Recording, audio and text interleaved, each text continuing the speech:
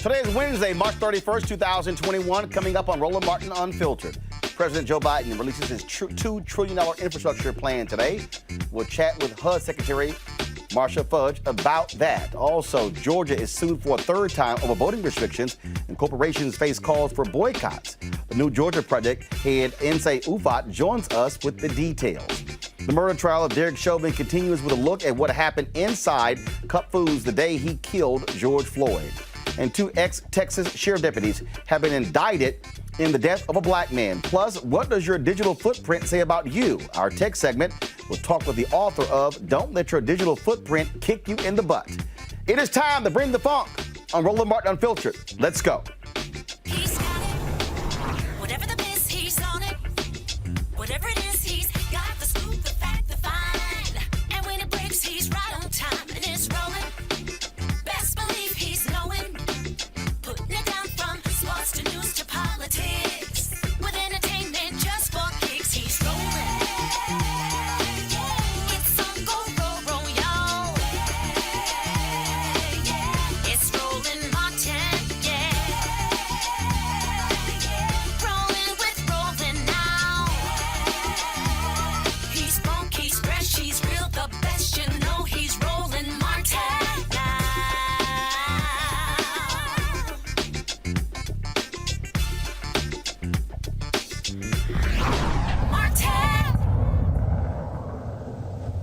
Today, the White House unveiled a massive $2 trillion jobs plan focused on infrastructure and the climate. With the American Jobs Plan, President Joe Biden will address some of the nation's most pressing problems like climate change, decaying water systems, housing, and the country's crumbling infrastructure. He announced it today in Pittsburgh, where his campaign for president started. Here's some of what he had to say. We all will do better when we all do well. It's time to build our economy from the bottom up and from the middle out, not the top down. That hadn't worked very well. For the economy overall, it hadn't worked. Because Wall Street didn't build this country. You, great middle class, built this country. And unions built the middle class. And it's time, and this time, when we rebuild the middle class, we're going to bring everybody along. Regardless of your background, your color, your religion, no matter, everybody gets to come along. So today, I'm proposing a plan for the nation that rewards work, not just rewards wealth.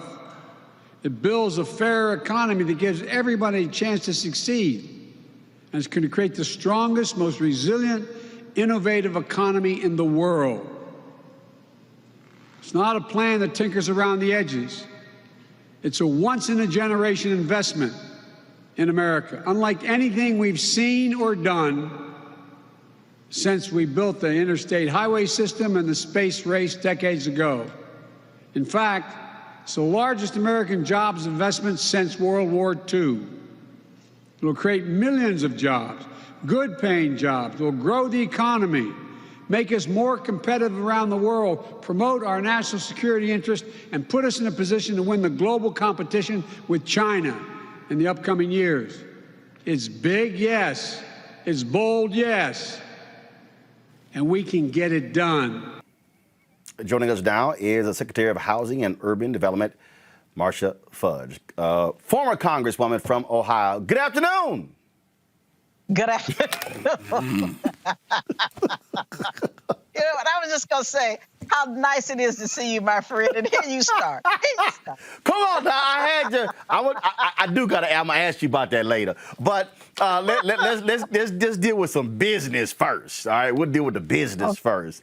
Before becoming Secretary of HUD, you were a member of Congress. I swear, all we heard for 4 years was Infrastructure Week. Under the previous clueless folks, this is actually truly Infrastructure Week with what President Biden unveiled today about rebuilding America. Roland, this is a once-in-a-century kind of an investment in infrastructure in this country.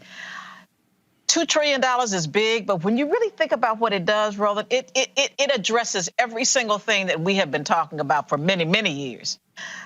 We're talking about investment in a general economy. You know, when the president first was elected, he talked about COVID and he talked about the economy. Well, today, he's talking about not just investments in roads and bridges and those kinds of transportation issues, but he's talking about broadband, the energy. He's talking about energy. He's talking about the grid. He's talking about how we house people, what our buildings look like. He's talking about things like how we care for our family, you know, disabled people, elderly people. And we're talking about investments in manufacturing, which we know over the last 4 years in particular, we've lost hundreds and hundreds of manufacturing businesses. So he is making an investment in America unlike anything we've seen in a very long time, Roland. You talk about how big this is once in a generation, once in a lifetime. And Joe Madison has a great slogan where he said, you got to put it where the goats can get it. This is real simple.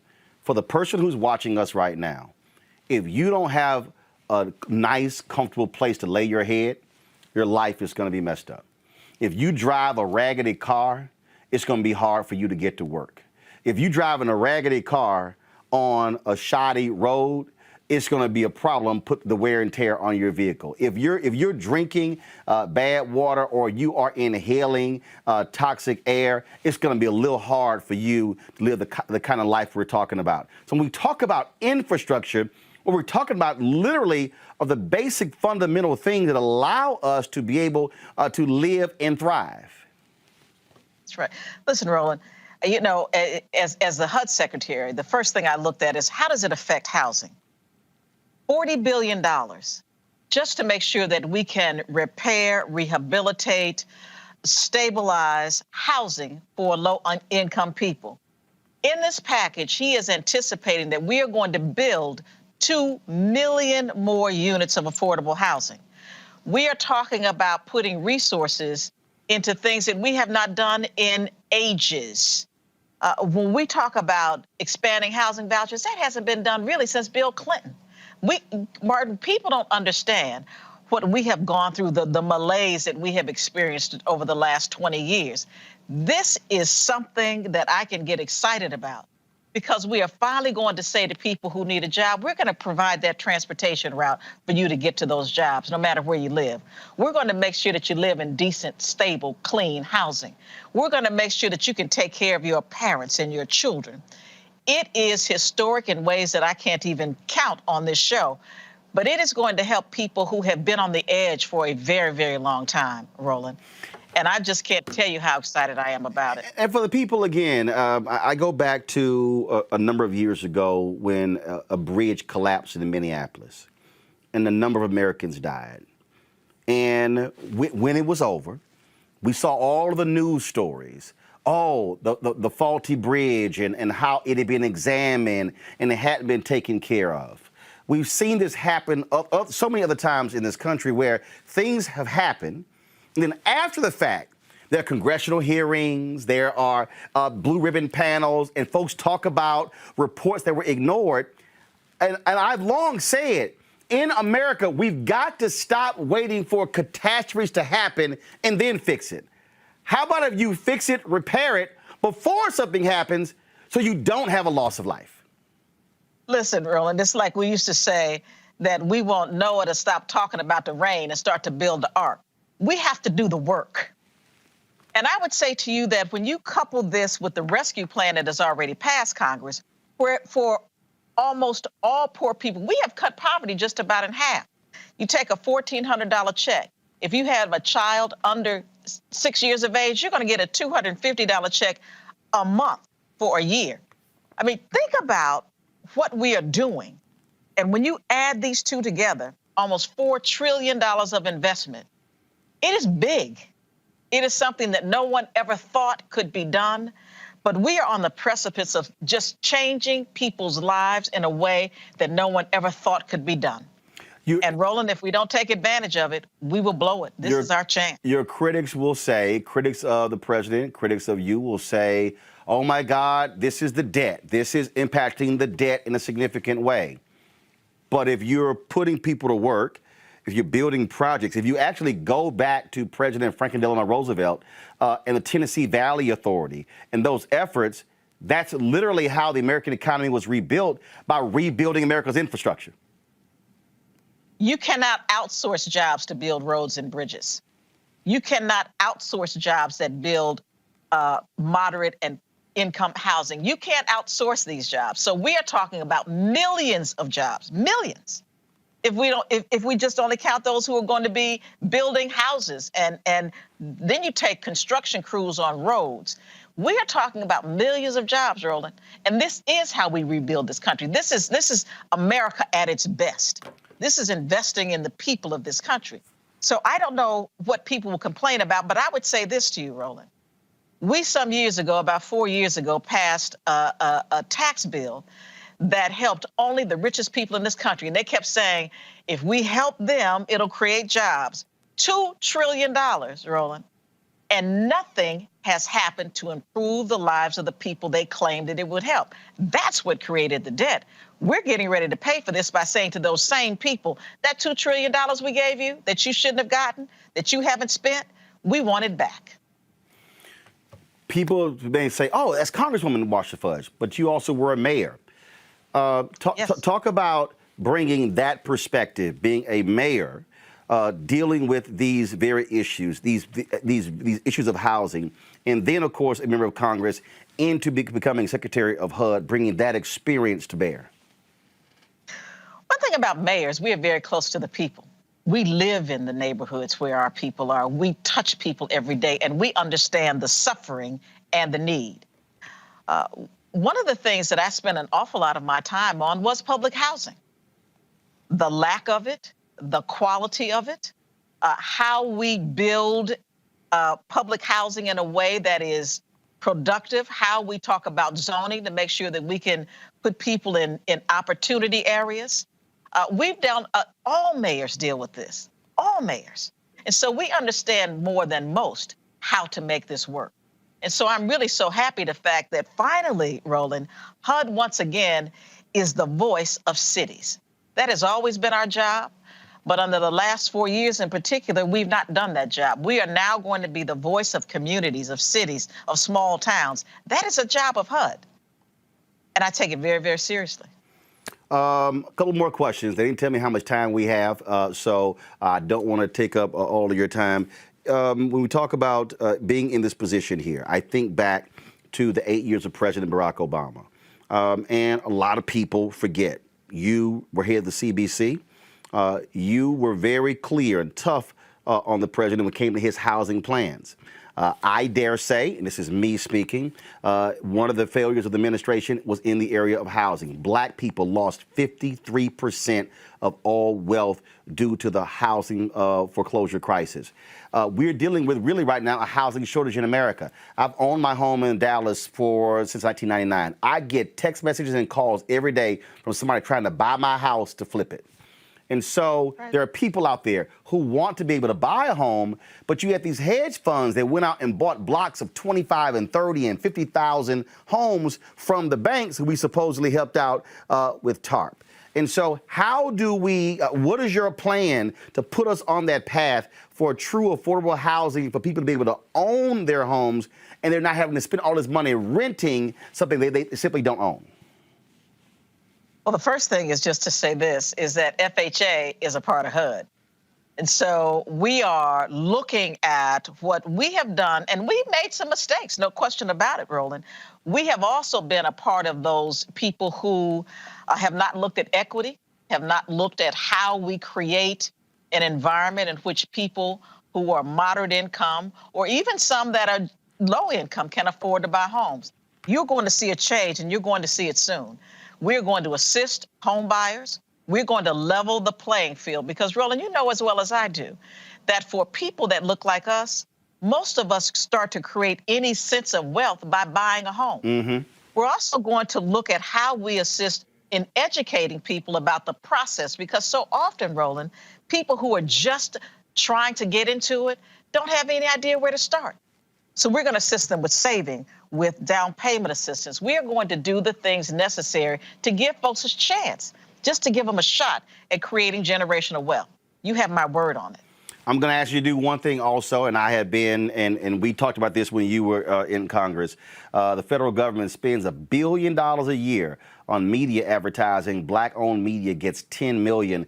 We want to assist with that, educating people as well, which is critically important that black ad agencies and black-owned media receive those dollars to be able to inform our constituents about these very things. And so I've said it to Susan Rice in the White House. I've said it to Cedric Richmond. I've said it to Senator Chuck Schumer. I'm still waiting to interview Speaker Nancy Pelosi, but that's another story. But I'm going to say it to her as well. But this is important because if we're trying to reach black folks, we need to talk to black-owned media. And that's why I'm thankful that you came on and didn't give us the runaround and say, yeah, absolutely, we want to come on to share this kind of information with our audience. Roland, this is my very first interview since the announcement, and I wanted to do it with you because I think it is important to send a message to people that I understand how our communities are helped. That is why I'm on your show right now. And you have my word that I'm going to do all I can to ensure that people who are sending the message know the people that we want to get the message to. And just so y'all know, last time she was on, she hit me. She's like, Roland, she said, all the calls I got from folk in Ohio who saw me on your show. I got to ask you this here because, Lord, you set the internet ablaze with this.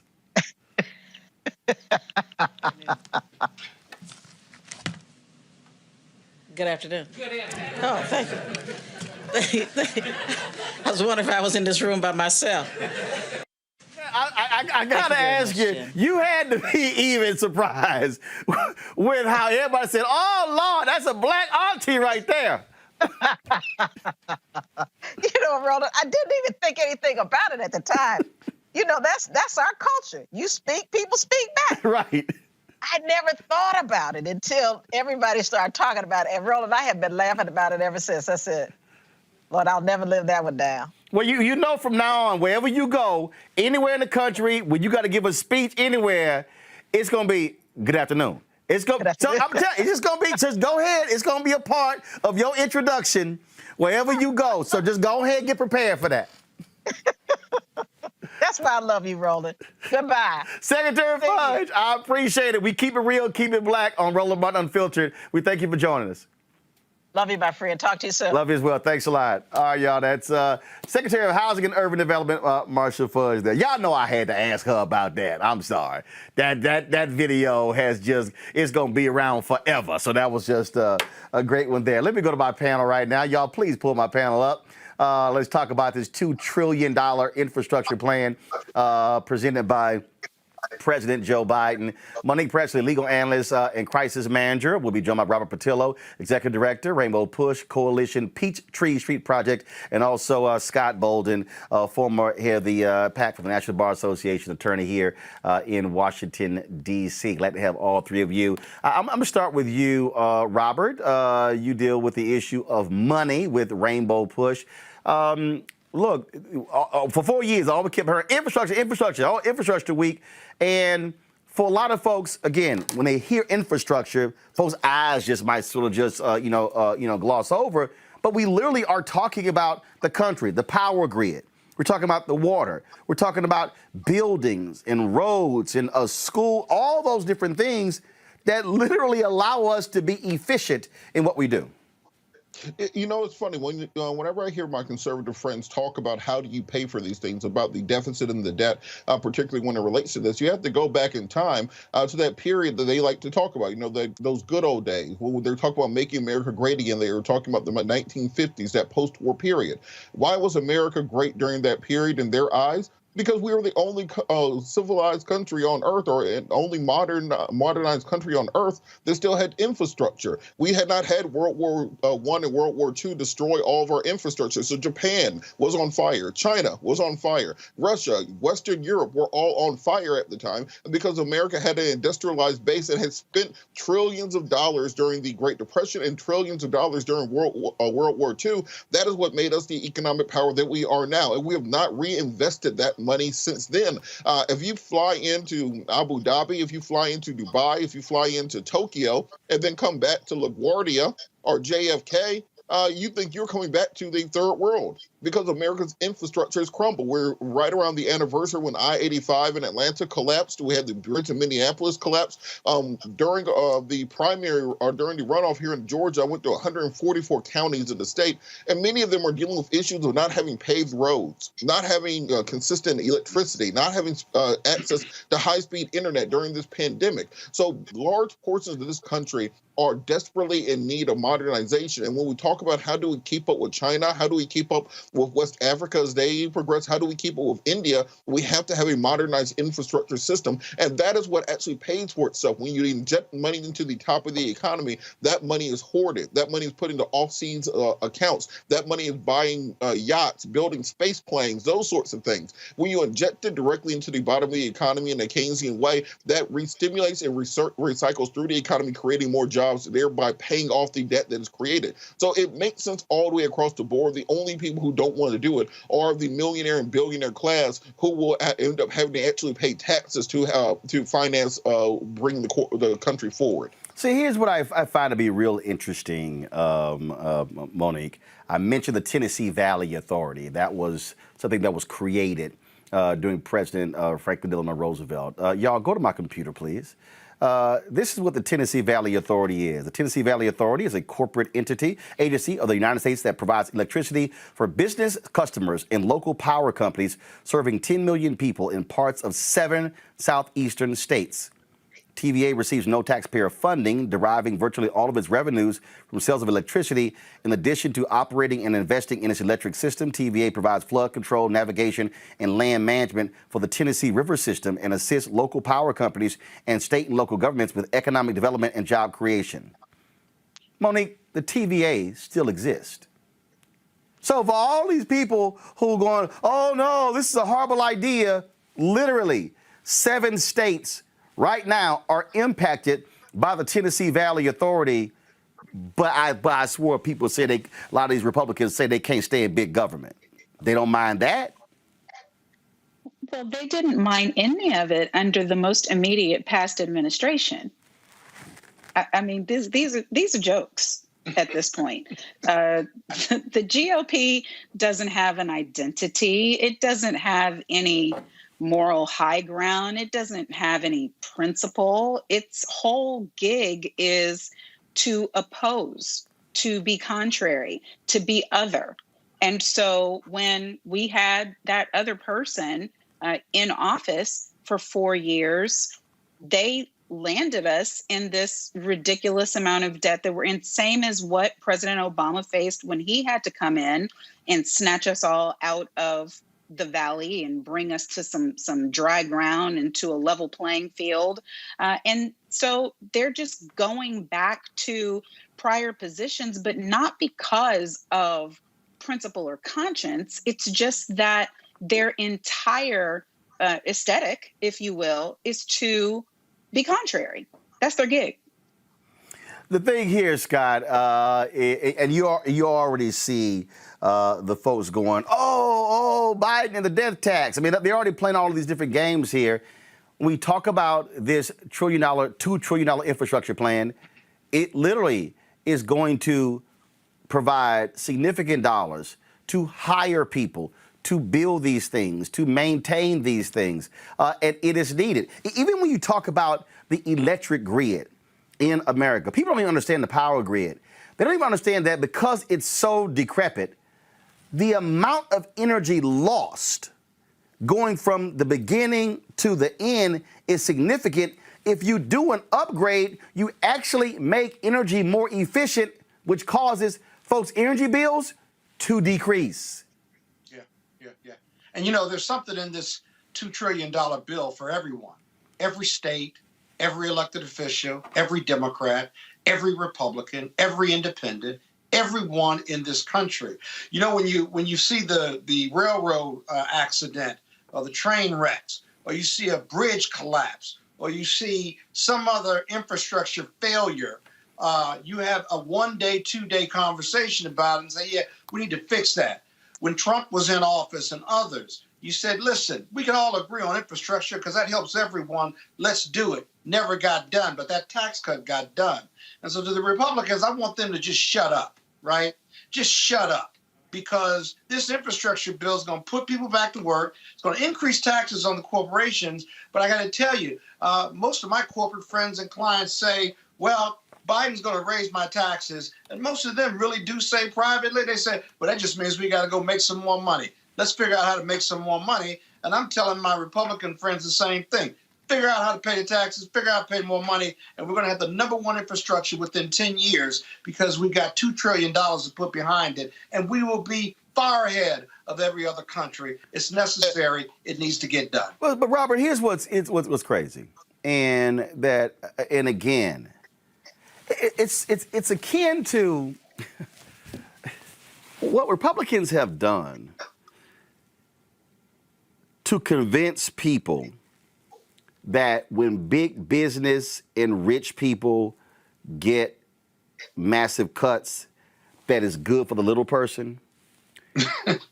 It really is akin to fans who get mad when a football player holds out for more money, and they don't say a damn thing about the owner being a billionaire.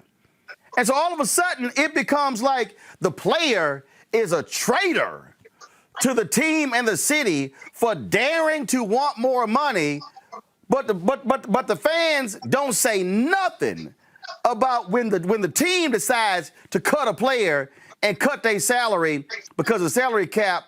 Oh, that's business. I mean, that's really what, in many ways, Republicans have done. Convince people like, oh yeah, oh no. So that $2 trillion tax cut they got, the companies, Robert, said, oh hell no. Trump was running around, the companies, they're gonna reinvest this money. The companies were like, no, we not. We gonna do stock buyback. No, we not. Well, We're not gonna just that, Roland. We're gonna give a dividend. Look, Ro, we also have to remember many of those billionaires, their wealth is built off of government programs, not just tax cuts, but actual government contracts. Hold on. Stop right there. Hold on. Please, just put this, hold on. I want you to repeat that for all of these Indian-ass folk who are mad at me when I had the brother on talking about self-sufficiency, when I kept saying you still have government involved in self-sufficiency.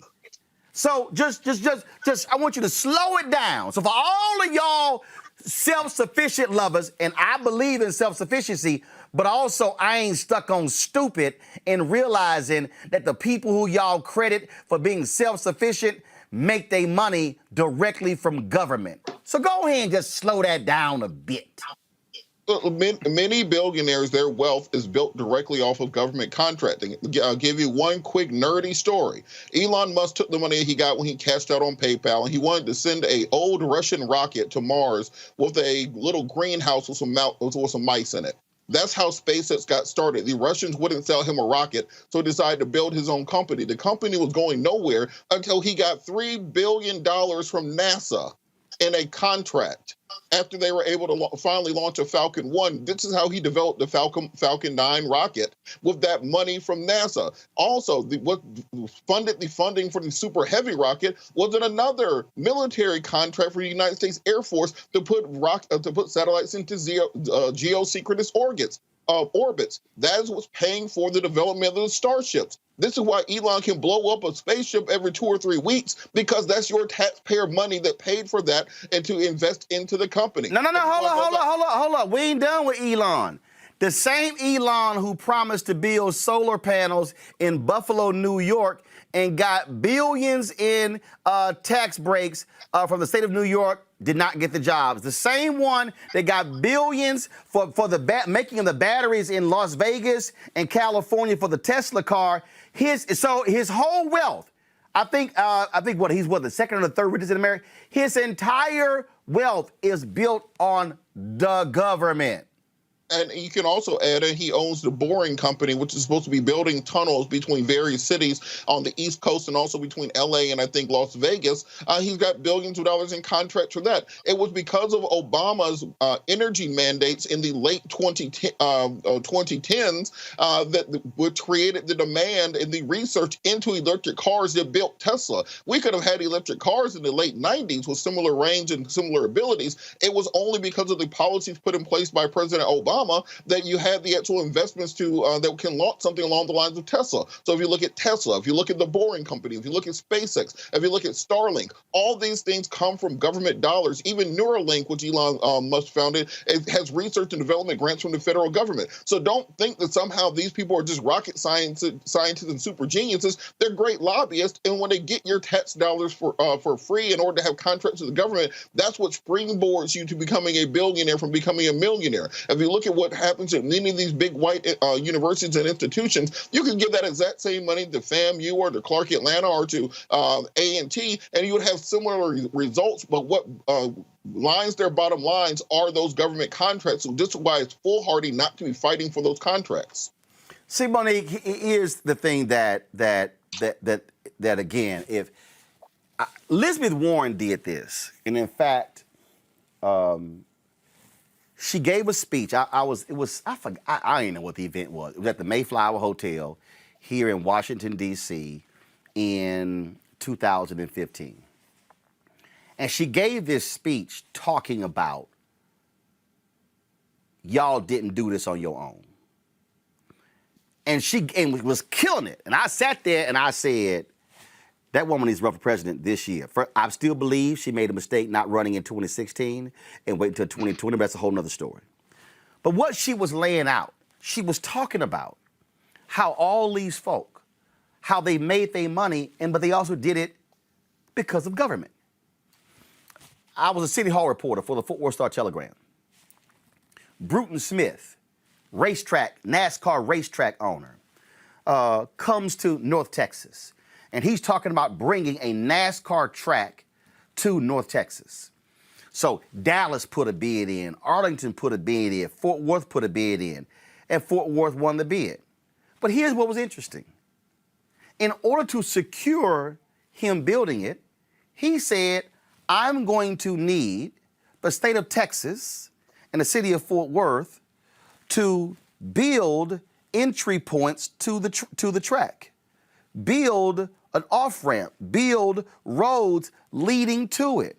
I think Fort Worth put up something like $65, $70 million. I forgot how much the state put up. But the bottom line is this here. For all the talk of Bruton Smith self-sustained building a track, he could not build it without government.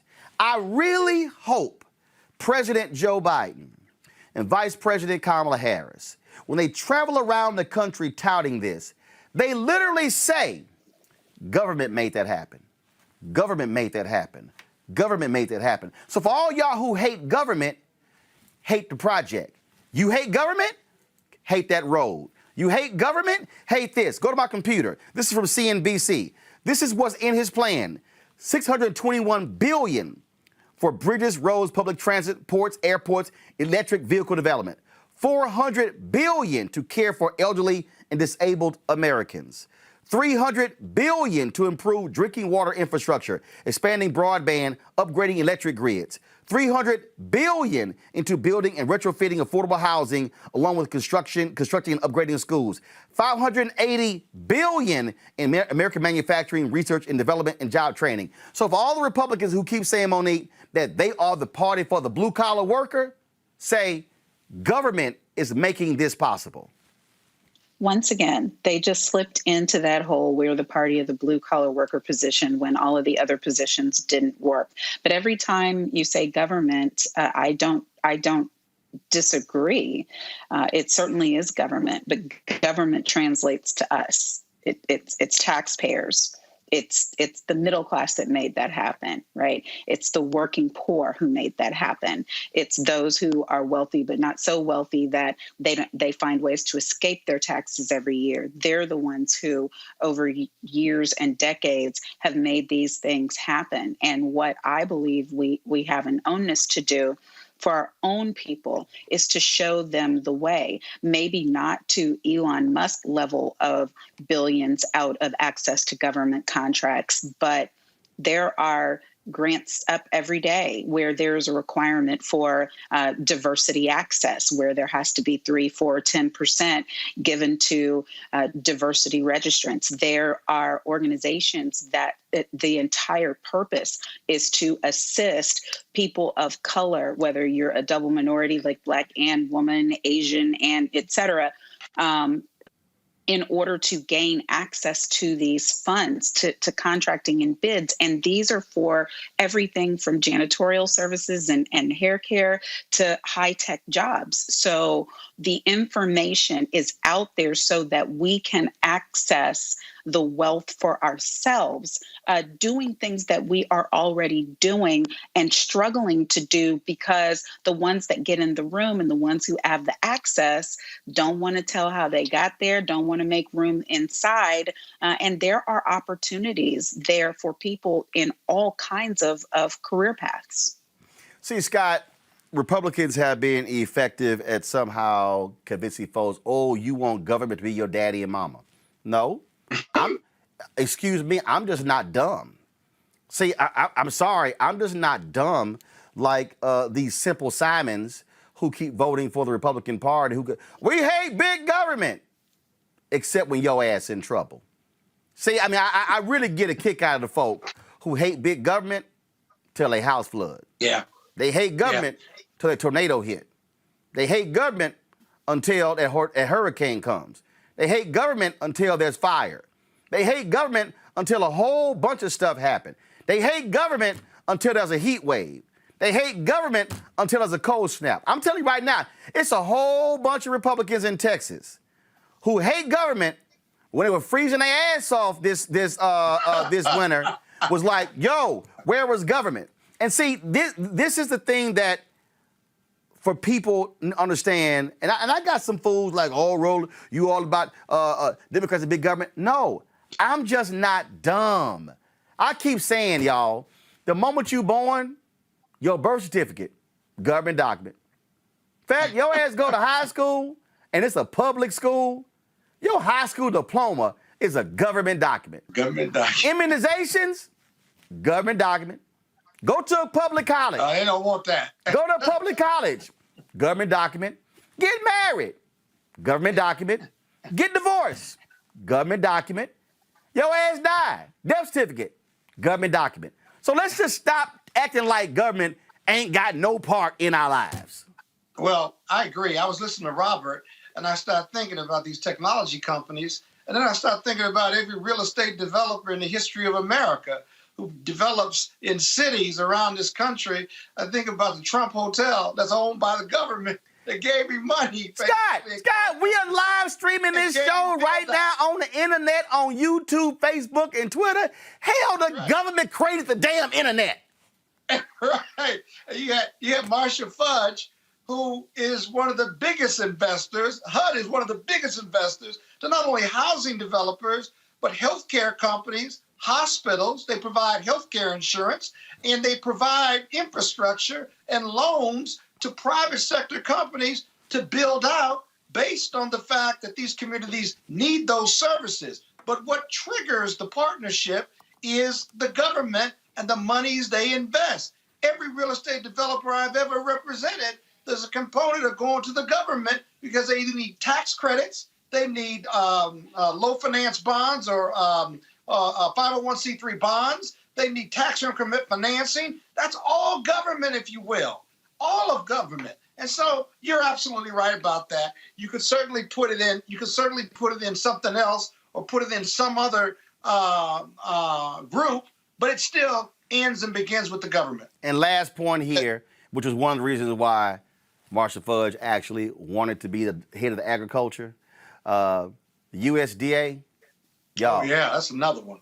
The USDA has the largest bank in the federal government. The largest bank. The USDA's bank literally bills billions of stuff in rural America every single day. Y'all, that's government. So I'm just saying, if y'all running around talking about, oh, this $2 trillion plan is just too much, this is real simple. Who else is going to rebuild the roads?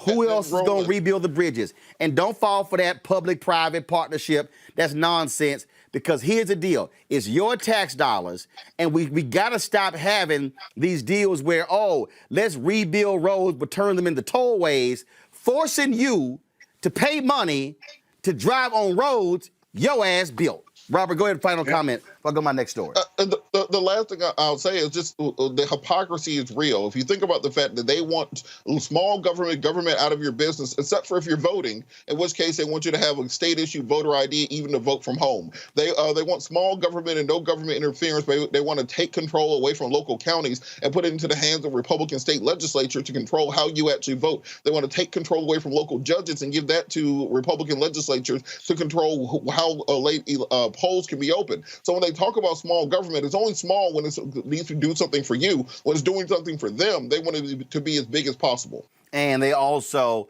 in Georgia and Alabama and other places, passed laws preventing cities from getting rid of Confederate statues, but they say they like small government and not Big Brother. Y'all, don't get pimped, don't get played, don't fall for the okie doke, don't get bamboozled. That's why on this show, we expose the lies, we speak the truth, and we fact check stuff. And if you come on here and lie, and I know some black conservatives out there, they all upset. They like, Roland always dogging black conservatives. Well, if you come on here lying, yeah, it's going to get called out. Go into a break. When we come back, we're going to talk about voter suppression in Georgia. Coca-Cola, all of a sudden, new statement. Delta, all of a sudden, new statement. What's happening in corporate America? And guess what? Black. Why you're not switching the camera? I need y'all to wake up in the control room. Thank you very much. Black corporate executives? Where are they? All of a sudden, they are speaking up. Where was all of this before the bill was signed into law? That's next on Roland Martin Unfiltered. I believe that it's movement time again. In America today, the economy is not working for working people. The poor and the needy are being abused. You are the victims of power, and this is the abuse of economic power. I'm 23 years old. I work 3 jobs. Work 7 days a week. No days off. They're paying people pennies on the dollar compared to what they profit, and it is time for this to end. Essential workers have been showing up to work, feeding us, caring for us, delivering goods to us throughout this entire pandemic, and they've been doing it on a measly $7.25 minimum wage. The highest check I ever got was nearly $291. I can't take it no more. You know, the fight for 15 is a lot more than about $15 an hour. This is about a fight for your dignity. We have got to recognize that working people deserve livable wages. And it's long past time for this nation to go to 15 so that moms and dads don't have to choose between asthma inhalers and rent. I'm halfway homeless. The main reason that people end up in their cars is because income does not match housing cost. If I could just only work one job, I could have more time with them. It is time for the owners of Walmart, McDonald's, Dollar General, and other large corporations to get off welfare and pay their workers a living wage. And if you really want to tackle racial equity, you have to raise the minimum wage. We're not just fighting for our families, we're fighting for yours too. We need this. I'm going to fight for it until we get it. I'm not going to give up. We just need all workers to stand up as one nation and just fight together. Families are relying on these salaries, and they must be paid at a minimum $15 an hour. $15 a minimum anyone should be making to be able to stay out of poverty. I can't take it no more. I'm doing this for not only me, but for everybody. We need 15 right now.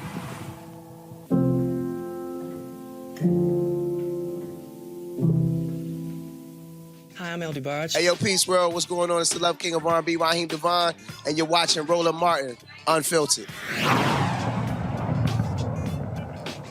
Woo! Pressure. pressure bust pipes. External groups, Black Voters Matter, New Georgia Project, Fair Fight, others, have been applying pressure to corporations in Georgia, asking them to stand up and speak out against the Republicans' voter suppression bill that was passed and signed into law by Governor Brian Kemp.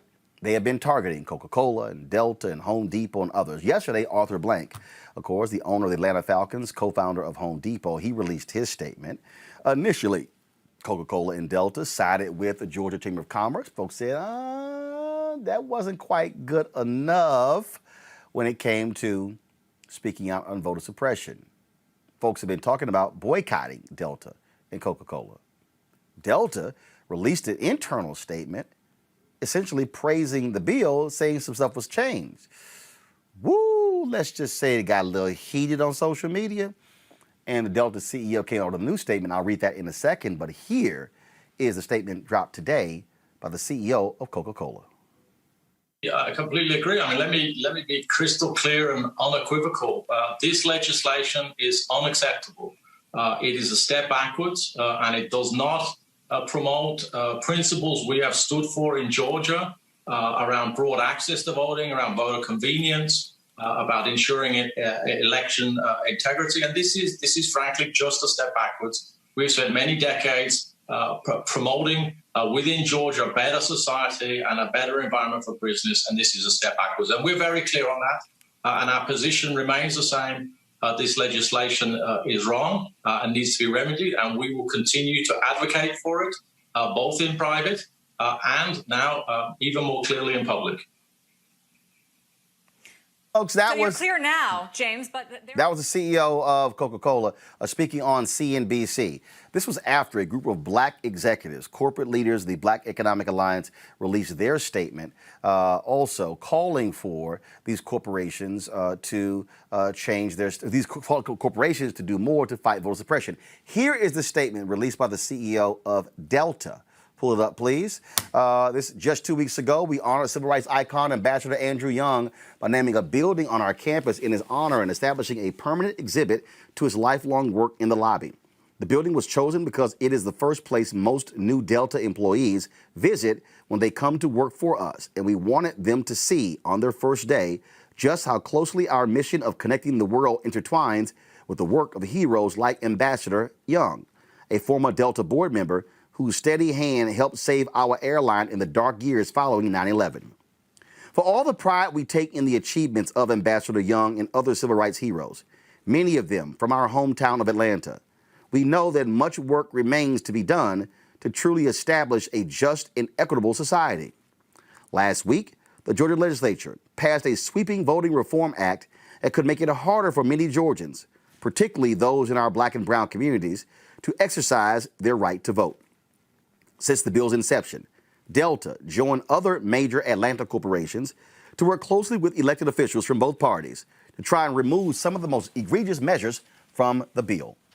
We had some success in eliminating the most suppressive tactics that some had proposed. However, I need to make it crystal clear that the final bill is unacceptable and does not match Delta's values. The right to vote is sacred. It is fundamental to our democracy, and those rights not only need to be protected, but easily facilitated in a safe and secure manner. In this room by myself. After having time to now fully understand all that is in the bill, coupled with discussions with leaders and employees in the black community, it is evident that the bill includes provisions that will make it harder for many underrepresented voters, particularly black voters, to exercise their constitutional right to elect their representatives. That is wrong. The entire rationale for this bill was based on a lie, that there was widespread voter fraud in Georgia in the 2020 elections. This is simply not true. Unfortunately, that excuse is being used in states across the nation that are attempting to pass similar legislation to restrict voting rights. So there's much more work ahead and many more opportunities to have an impact. I want the entire Delta family to know that we stand together in our commitment to protect and facilitate your precious right to vote. That's why we invested heavily in our Get Out the Vote efforts last year, and we can all be proud of Delta's contribution to the historic voter turnout in 2020. In the weeks and months ahead, we'll be working with leaders across the political spectrum in states nationwide in this effort.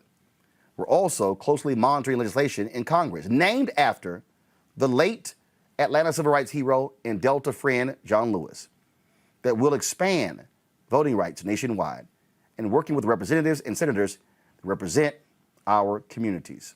I know this result in Georgia has caused frustration, anger, and pain for many members of our Delta family. I commit to you that as we move forward, Delta will continue to do everything in our power to hear and protect your voice and your rights, both in Georgia and nationwide.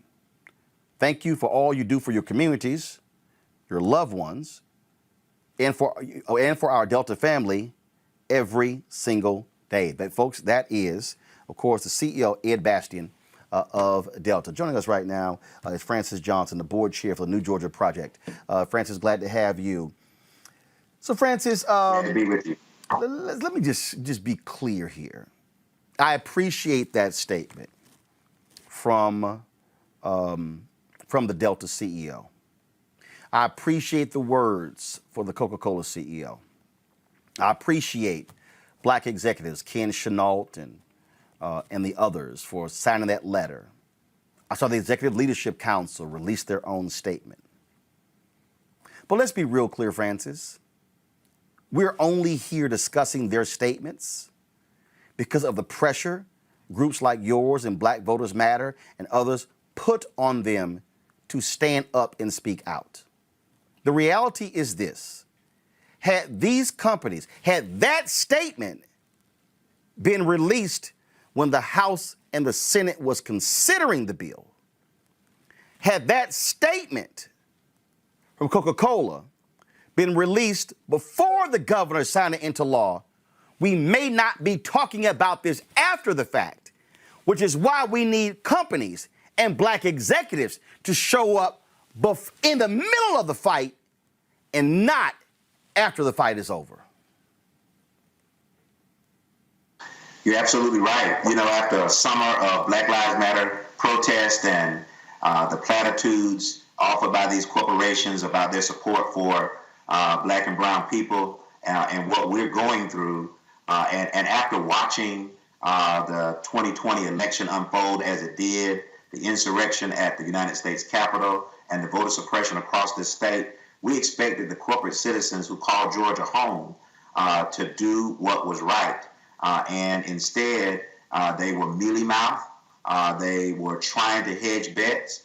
And ultimately, they were on the wrong side of this. And you're right. It has been nothing but the pressure from consumers, Black consumers and others around the country and around the world, that has told Delta, you have to do better.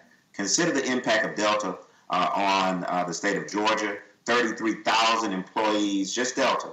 $62 billion in economic impact. 53 billion of that is attributable to Delta. If they had spoken up earlier, we may not be facing the greatest retrogression voter suppression act since Jim Crow. This is Jim Crow's Resurrection Act, and Delta has itself to blame.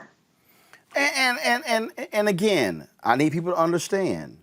I'm not saying we don't appreciate it, but the point is, we saw this coming. I mean, for the last 3 months, I have been on this show saying, y'all, here it comes. Y'all, Ossoff, Warnock won, Biden and Harris won. Oh, I said, y'all, they gonna change the laws. It's coming. That election night, Republicans like, oh, hell no. We changing this. And so for all these folks, they act like all of a sudden, you shocked? Absolutely. Absolutely. You know, when you just go one step deeper in analysis and you're spot on and you called it just like you're supposed to. You called the spade a spade. But you consider Delta's previous action on RFRA, for example. They came out and stood with civil rights folks to oppose legislation that would target the LGBTQ community. And the state of Georgia slapped a reinstatement of the 4% gas tax on them, which cost them $60 million for their statement. Georgia's gas tax is second highest in the nation behind Illinois. Of course, that's home to the second largest airport, second busiest airport in the nation behind Hartsfield. So let's not mince words. This is about money. And at some point, somebody at Delta made the calculated decision that the risk of offending the Republicans who controlled this was far greater than the blowback they would get from black and brown people and people of goodwill who would see this as cowardice. But they misjudged, and they have hell to pay for it.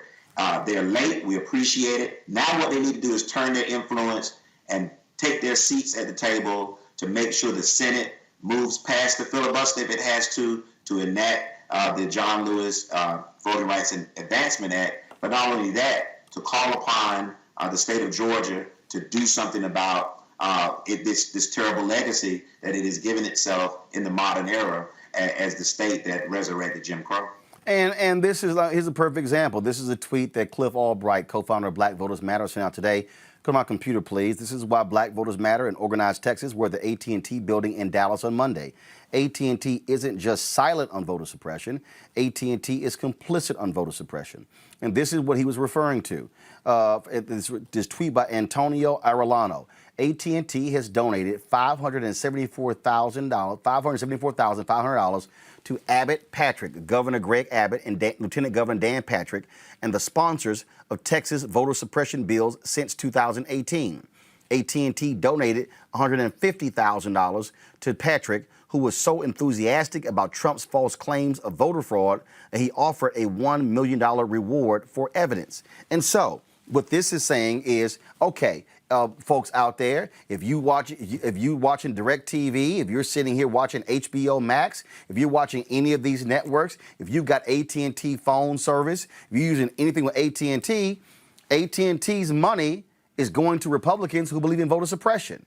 What you and Black Voters Matter and others are saying is, tell the likes AT&T and other companies, withhold your dollars and say, if y'all seek to pass voter suppression bills, you are not going to get any support from AT&T. We are going to oppose it, and we're going to fund the people running against you. Is that what you and others are saying? Oh, that's exactly what we're saying. Not only is our vote our voice, but the money that we spend and where we decide to spend it is also a part of that voice as well. And honestly, what we needed to do was have listened to the folks who turned this election in the first place. It was young voters, it was new voters, the voters of our future who were saying to these companies, put your money where your mouth is, long before the election and this General Assembly session. And so not only does Coke have to deal with this, you got other companies like Aflac and Home Depot, and the list goes on and on of companies that are going to have to address their corporate cowardice. And you said something a few shows ago that just stuck with me. And folks need to realize how all of these pieces are connected. Not only did the Republicans signal that they will take over local elections, but they've already signaled that they will take over even the Atlanta airport. And that came up last legislative session. Yep. And so there are lots of things that are moving behind the scenes. And make no mistake about it, this was a calculated decision on the part of these corporations to be silent at first. And now they're pivoting. The pivot is late, but they need to take their influence and now make sure that the United States Senate chooses freedom over the filibuster, that enacts the John Lewis Voting Rights and Advancement Act and helps Georgia to move past this. If the Senate did its job, then we have to worry about the implementation of this Jim Crow Resurrection Act here in Georgia. Francis Johnson, New Georgia Project. We surely appreciate it. Thanks a lot. Oh, thank you, brother. Let's go to my panel here. Robert, you're there in Georgia. This is pressure. Let's just be real clear. If it was not for the external pressure, you would not have any of these statements coming out. You're 100% correct. And actually, myself and Francis Johnson and Reverend Jackson and C.K. Hoffler and State Representative D. Dawkins Hagler had a press conference earlier today demanding that our corporate, the people who did the performative justice last year, the people who had the signs and the billboards saying we stand with you, that racism is wrong, that you put your money where your mouth is and really pressure the legislature. We saw when Arizona would not pass a King holiday, they moved the Super Bowl. When North Carolina passed a transgender bathroom bill, they moved the All-Star game out of that state. If you shut down movie production in this state, and the people who can do that are the actors who are in those movies, I think more movies have been made in Georgia in the last 2 years than anywhere else in the country. If you shut down that production, I guarantee they'll have this law off the books by Friday. If opening night the Braves don't take the field because the black players refuse to play, I guarantee they'll get this issue fixed. You have to understand that the finances are what run things in this state and in all states. And as much as those Republicans may love racism and segregation, the one thing they enjoy more than that is money. And the people who control that are going to be the corporations, going to be the movie studios, going to be the record labels, and so on and so forth. So you shut those things down, and quick, fast, in a hurry, we'll get rid of these Jim Crow laws. Monique, this is a lesson that people need to understand. Inside needs outside, outside needs inside. There were people on the inside of Delta and Coca-Cola and these other companies who were saying, let's say something, let's speak up. The companies, they hedging, and we saw these very lukewarm statements. But then when that outside pressure kept getting heated up, and then you start seeing hashtag boycott Delta, boycott Coca-Cola, and then you saw that thing building and building and building, then some folks were, we might want to go ahead and say something that's a little bit more forceful. That's really, I talked to people who were involved in the negotiations, in the discussions with the Delta CEO and the Coca-Cola CEO. And that's exactly what happened. They were not listening initially, but then they started listening in the last 48 hours. Right, and they already have the crisis manager on deck. You know, because that statement that you read, that was written by a crisis manager. That wasn't written by any random executive. That wasn't written by the blanket PR department. They had people standing by basically saying, okay, let's shoot craps for a minute and see how far on the outskirts, on the edges of this situation we can stay. Let's put our toe in the water. And then here comes Black Lives Matter, and here comes all of the other organizations that do what they do so well, and put them in the position where they had to do the in case of emergency break glass. And I'm sure it was already drafted because it was very specific and it was written very well, and it said everything that they should have said the first time. So we have the power. I'm going to keep saying it this year until the people way, way, way in the back hear me. We have the power. I agree with Robert. Yes, the film studios. Yes, the record labels. Yes, yes, yes. But it's we. It's the we that don't own the studios, but that buy the music. The we that don't own, but go to the movie, that stream the services.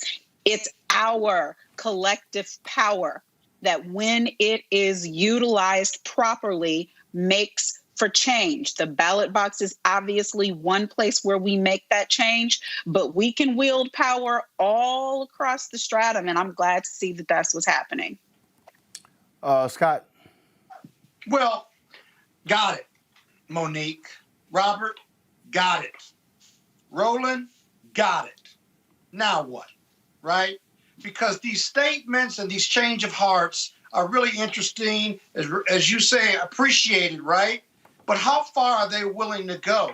The consumerism of Black people in this country is tremendous. We spend more than we save, right, on many of those companies. So what is the Democratic Party or those companies willing to do, given how much we invest in them, whether it's politics or whether it's economics or business, you name it, right? That power we have, we've got to continue to move forward with it. Is Arthur Blank, who owns the Atlanta Braves, willing to move the team? Atlanta Falcons. Atlanta Falcons.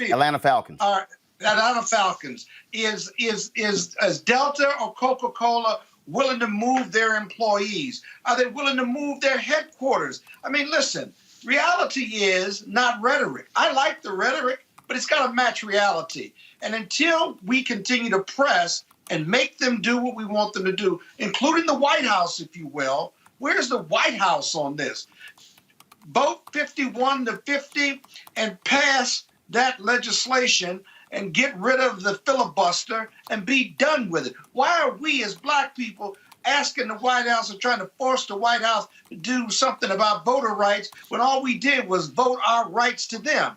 And so there's a lot more work to be done here. And I don't understand why we got to have a rhetoric or negotiate something like this when it's really clear the fate of the Democratic Party and black people all around this country are at stake. Because it's not just about the Democratic Party here. These are corporations. These are corporations who also want Republicans. But no, it's not. But it's not the same. It's not the same because these are Republicans. It's not the same, Scott, because these are corporations. Scott, these are corporations. Scott, I'm aware of. I understand that these are corporations that also have other business interests where they want Republican votes. For instance, there's a gaming bill going on in Georgia where they don't have enough Republican votes because the white evangelicals don't support it. So therefore, they need those black votes. This is where Black Voters Matters and others have said, okay, black legislators, y'all make it clear.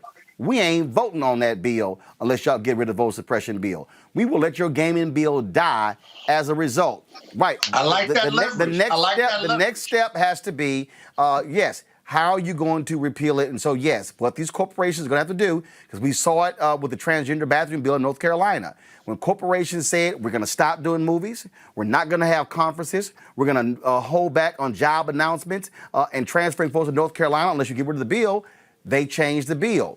That's what this has to happen. So are we boycotting Georgia? No, wait, see, no. See, hold up, no. See, right there. I've said the last couple of days that folk who are talking about boycotting need to, first of all, listen to the folks in Georgia first on this very issue. Why is that? Because they're the ones who know it best. That's one. Two, there has to be a plan of action when it comes to do so. This is what Stacey Abrams tweeted, folks, literally about 30 minutes ago. Guys, go to my computer, please. This is, I'm going to go to it, read it in a second, because what she did was she specifically spoke about this issue of boycott because folks have been talking about it. They've been talking about it. And this is, I'm just going to read it. Don't worry about it. She said, as a black person, a Southerner, and an American, I respect and defend the right to boycott. But the communities most targeted by SB 202 would be most hurt by a boycott of Georgia. Bring your business to Georgia, and if you're already here, stay and fight, stay and vote. Hashtag GAPOL. Now, others have a different. Let me finish. Others have a different point of view. Yeah. What I'm saying is, for me, I don't live in Georgia. I'm going to take my cues from the people who are on the ground fighting, as to relates to what the next tactic is to get the law dismissed. You got to cut off the money. Call it what you want. You got to cut off the money, though. Robert? I think the issue is that this boycott isn't coming from leadership. This boycott isn't coming from elected officials. This boycott isn't coming from the boule. This boycott is coming from the streets. These are the people who have been active, who have been marching for George Floyd, who have been marching for Trayvon Martin, who have been marching for Rashad Brooks, who have been marching for Ahmaud Arbery. And when they see these things happen and understand that we're being turned back into back towards Jim Crow, despite what they did to get into those streets in November and in January, there's nobody who can take these dogs off. So the only thing that's going to fix this is the legislature getting in there and fixing it. These corporations, there's no reason we should be begging these people to do the right thing. How much sugar water can Coca-Cola sell if black folks ain't drinking it? How many hammers can people sell if black folks ain't hammering? But here's where I will disagree. Well, I would disagree on the where I disagree there and I certainly understand your sentiment. The people who are saying we need to boycott, but the point that I continue to make, Monique, is if anybody has taken the time to study boycotts, it's easy to call for one. It's harder to plan for one. And what I'm saying, and I'm not against a boycott, what I am against are folks saying, boycott, no plan. Boycott, no mobilization. Boycott. That's the problem. And so if you're going to boycott, you literally have to plan it as opposed to just sort of hope it happens. I'm going to use a Colin Kaepernick example. When Colin Kaepernick was not re-signed, folks were like, we're going to boycott the NFL. I was talking to people in other groups saying, I'm just curious, y'all, who's organizing this boycott? Who's informing the people? Like, what's the strategy here? They were like, well, it's sort of bubbling up. And I said, I'm sorry, y'all. I ain't never seen anything bubble up unless it was planned and organized. That's my only point here, Monique. If folk want to say boycott, you better plan and organize one, not just tweet it and put it on Instagram and Facebook. Well, I agree with you. I just would add an additional point that I had with the NFL boycott, and I for sure would have with any proposed Delta or Coca-Cola boycott. Please do not do things that hurt us and put the squeeze on us more than they put the squeeze on the corporations. Please do not do things that are going to land our people without jobs. Check the numbers on who's hired and employed gainfully in Atlanta due to their hub being there. Check the numbers on Coca-Cola and find ways, smart ways, to impress upon these corporations the need for action absent things that ultimately, because it's not, I understand that with a boycott, there has to be suffering, and we've always had to, in doing them, go without things that we regularly enjoy. But what I do not want to see at all is for people to end up without jobs and with employment shrinkage because of something when there are other ways to get the same thing done. Well, we're rolling real quick. We don't have to suffer when it comes to air travel. There are choices out there. We don't have to suffer. I was talking about employees. There are choices out there. Employees, right? So, employees. Employees. The alternative companies I'm talking about the those services and goods have employees too. So nobody's asking anybody to suffer. That's just two examples, right? So listen, either the companies are committed or they're not. And I'm not interested in what they write and say. What are they prepared to do? And you're right. We should be organized. I agree with you, Roland. It's hard not to agree with that. But the reality is there's no suffering we're asking people to do because there are alternatives. And if you can get people to think about alternatives, right, then the money goes elsewhere. You don't take the money away. It goes elsewhere. Are we going to be organized enough to do that? That's what the next steps are. But Roland, I think this is a rather easier organization. We boycott until they change the law. Too. That seems a pretty one-to-one, pretty direct. Actually, it's not. Actually, it's not. Because the reality is okay. Stop. First of all, here's the whole deal. Okay, so if we want to sit here and go here, okay, if you're going to actually participate in a boycott, you do have to have a plan of action. So, for instance, what are you saying to people? First and foremost, are you asking people right now to drop their Sky Miles? Are you asking people not to book tickets on Delta? Are you asking people to? Are you sending the information out saying here are the Delta hubs in America? We need people to send picket lines to those particular hubs to be able to protest. First of all, who are those people? Who are the organizations? Who's going to get them there? What time are you what time are you going to be picketing? How are you sustaining that? What I'm saying is you can just throw it out there. You still have to organize the boycott. Then the question is, hold up. Then the question is, are we hitting Delta on Monday, Coke on Tuesday, Home Depot on Wednesday, Aflac on Thursday, UPS on Friday? See, again, I'm just laying out strategy here. I'm not laying out boycott. You just laid it out. What I threw out there was suggestions, because here's the deal, Scott. If you call for a boycott and say, show up at Aflac on Wednesday, and 4 people show up, that's failure. Somebody still has to organize the people to show up. You work out all that with the organization. See, here we go. Right there is why they failed. Right there.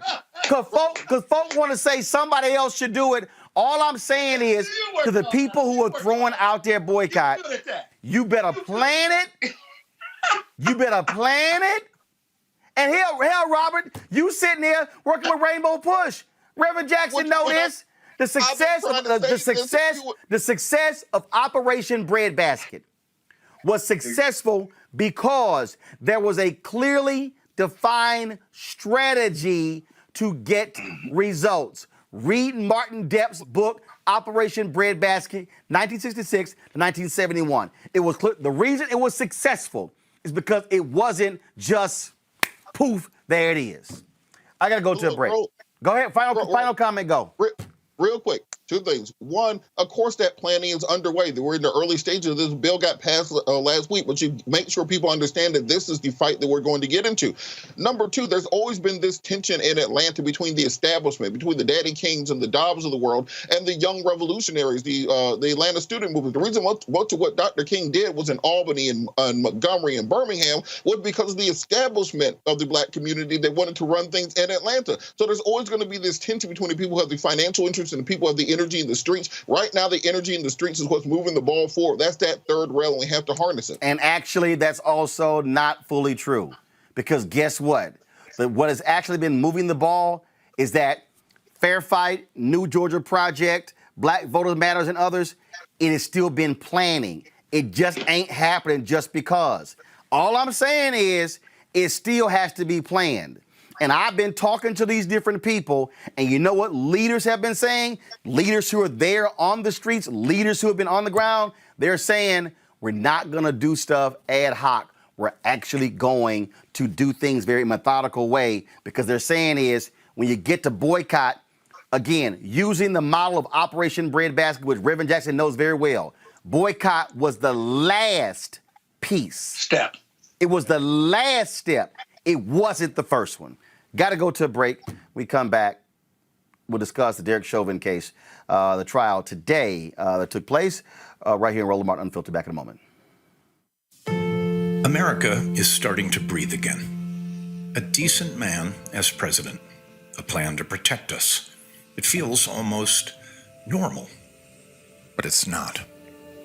Republicans still will not admit that President Biden was legally elected, which means they don't believe in democracy. They believe an election is only legitimate if they win. That's not democracy. Their plan?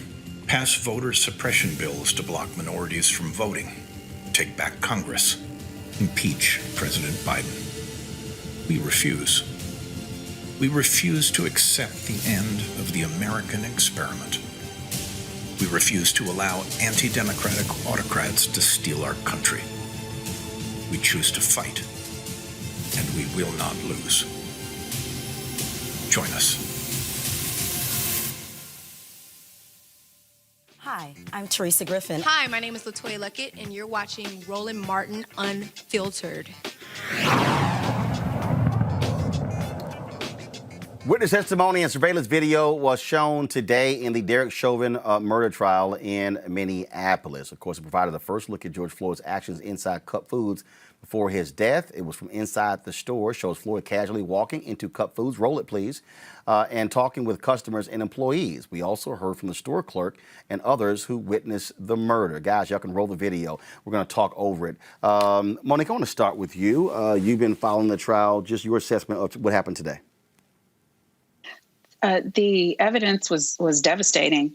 The witness testimony was certainly painful to listen to. I've been in trials of my own where I found myself praying for my witnesses, that we all would end up making it through, and that nobody would collapse on the stand, and that I would keep it together and do my job at the table. And I found myself doing that today, even though I'm not there, not in the trial.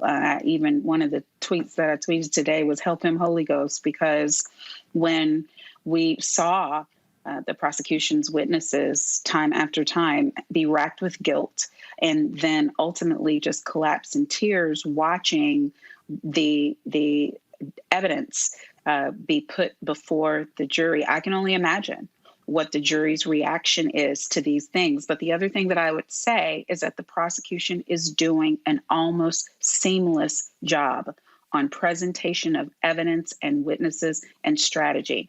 They pulled the sting today. I'm sure Scott will explain after. I'm sorry, I have to cut out early today what that means. But when you know that there's bad evidence that's going to come at some point, and you want to control that narrative and present that evidence yourself before anybody else gets a chance to, they started yesterday with what really matters, the relevant evidence about how George Floyd did not need to die. They backed up today. So they went in reverse chronology and explained what happened before he ended up on the ground outside. And then they ended, with the MPD technician coming and all of that body cam footage coming in. And all I was thinking in my head the whole time I was watching that footage is they ought to rot in hell. They ought to rot in hell. They ought to rot in hell. I mean, convictions really are not good enough for what we saw today. Scott, your assessment.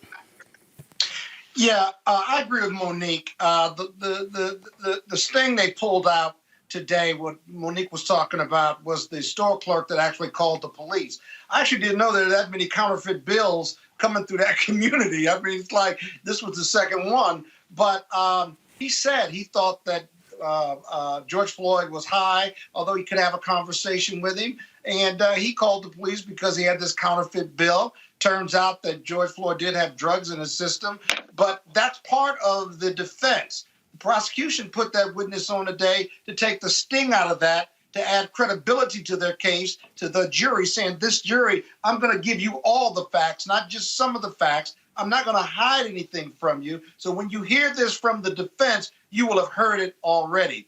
But the emotional testimony, and it's early, is expected.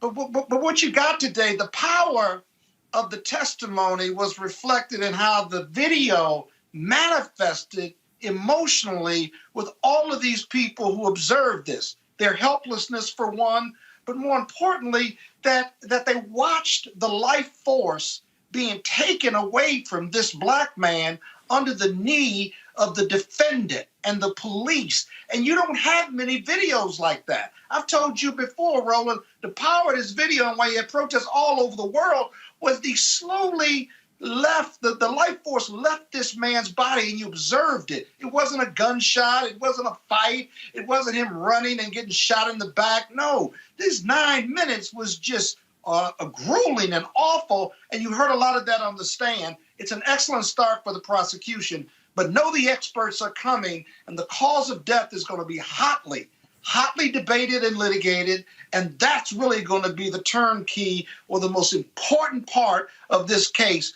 Who are the experts and who does the jury believe? Robert. Was it the drugs and fentanyl and hypertension that killed him? Or is it but for the police, the drugs and the health issues don't really matter because but for the police triggering those ramifications of his health issue, is that what killed him?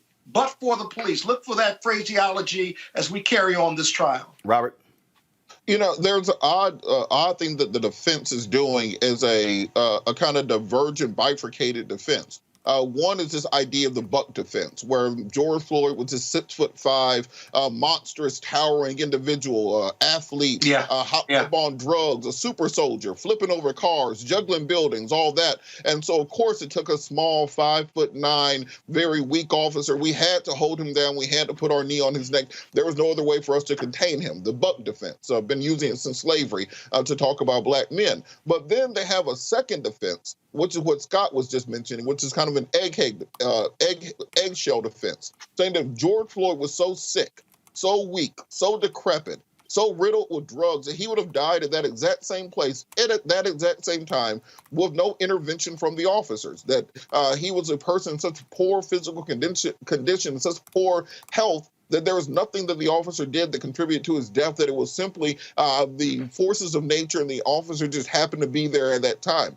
So they're arguing in two different directions at the same time. So what you saw the prosecution do today is, as Scott and Monique said, try to take the sting out of that second defense, the sting out of that idea of him simply being so weak and decrepit and riddled with drugs and alcohol that he was going to just keel over and die, taking all culpability away from the officer. I think the next thing they will have to do is attack that buck defense and the idea that he's he somehow posed a threat, because it's a nonsense argument. And the fact that in America you can have this on video, have a half dozen or more witnesses witness something, talk about this for a year, and still we're on pins and needles as to if there will be a conviction, shows you just how broken the criminal justice system is. God forbid you get killed by the police, you don't have a film crew there with you to chronicle what happened. God forbid you get killed by the police, you don't have an international movement that sparks protests in Sydney, Australia, and Shanghai, China, and everywhere else around the world, because if you're just a regular individual who gets killed by the police, if these officers can't get convicted for this, I'm not sure what you would have to do to get convicted for killing a black man in America. Folks, we're going to play some of the testimony that took place today in the Derek Chauvin murder trial. Here it is. I'm going to pause here for a moment. The record should reflect 8/29/55. We saw you standing there with your hands on your head for a while, correct? Correct. What was going through your mind during that time period? Disbelief and guilt. Okay. Why guilt?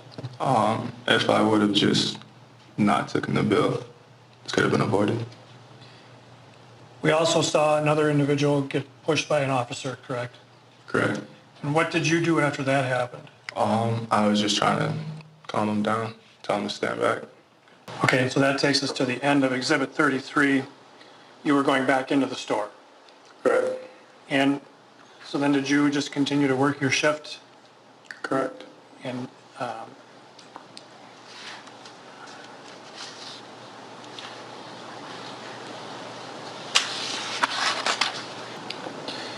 so did you continue to work at Cup Foods as long as you could? No. Why not? I didn't feel safe. I have no further questions, Your Honor. I'm not trying to win. I'll get on the ground, anything. I get in the car. He know it. He know it to me, officer. Y'all hear me? Don't do me like that, man. In the car. Okay, can I talk to you, please? Yes, you get in this car. We can talk. I am claustrophobic. I'm hearing you, but you're not working with me. God, I'm claustrophobic. Get in the car. Get in the car. Put me in the front. Please. No, you're not getting in the front. I'm claustrophobic, officer. Get in the car. Okay, man, okay? I'm not a bad guy, man. Get in the car. I'm not a bad guy. Man. What's my number? Please, officer. Please. Sit. Please. Take a seat. Please, man. Please. No, take a seat. I can't choke. I can't breathe, officer. Please. Please. Fine. My wrist. My wrist, man. My wrist, man, please. I can't. And I'm on the ground. I'm on the ground. I'm on the ground, yo. I'm on the ground. Come on. I'm going down. I'm going down. I'm going down. Get in the squad. I'm going down. I'm going down. I'm not going to lose, man. Bro, you look down a heart attack, dude, right? Get in the car. I know I can't breathe. Get in the car. Oxygen. I can't go, man. I can't breathe. Take a seat. Please, man. Please listen to me. Is he going to jail? He's under arrest right now for forgery. I'll tell you. Can we figure out what's going on? For what? Take him out. For what? I get you. Thank you. Thank you. Get him down on the ground. Yeah, on the ground. On the ground. My God. Right. You got your restraint. Hobbled. Can't breathe. Okay. Can't breathe. Grab that. Once we get him. Jesus Christ. I can't breathe. I can't breathe. Thank you. I can't breathe. Stop moving. Mama. Yeah, Mama. it's in the, Mama. one of the front pouches. Mama. On my right side bag. Mama.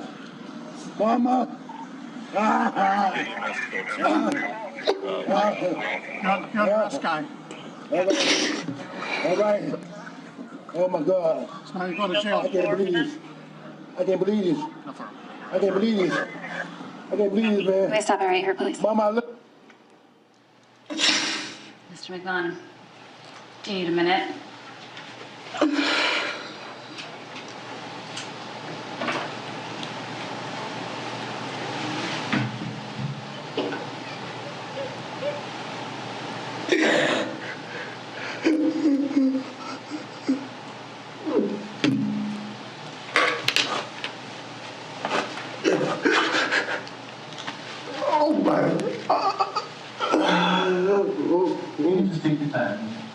when you're ready.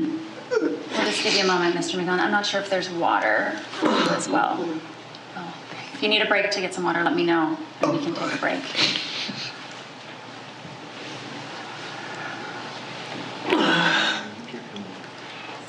May I approach, Your Honor? You may.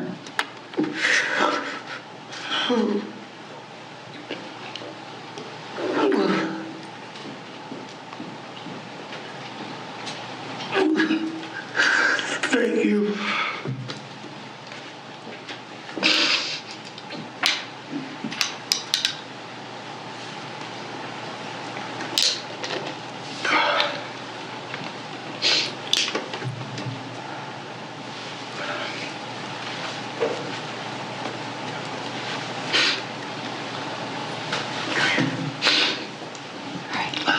You okay? Yeah. I know that this is difficult. Can you just explain sort of what you're feeling in this moment? I feel helpless. I don't have a mama either. I understand him. My mom died June 25th. Scott, how does that testimony play to a jury? Well, it's very emotional testimony for one thing.